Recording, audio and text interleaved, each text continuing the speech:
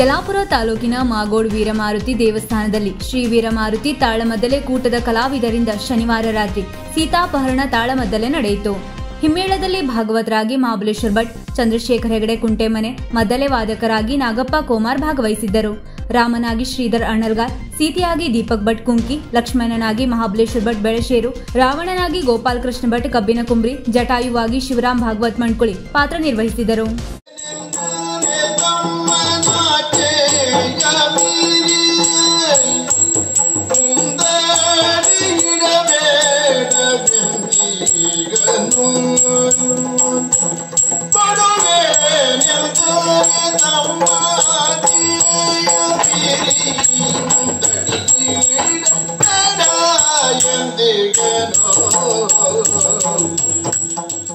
ವೀಕ್ಷಕ ಮಹಾಪ್ರಭುಗಳೇ, ನಮ್ಮ ಚಾನೆಲ್ ಅನ್ನು ಸಬ್ಸ್ಕ್ರೈಬ್ ಮಾಡಿ, ಶೇರ್ ಮಾಡಿ, ಪ್ರೋತ್ಸಾಹಿಸಿ.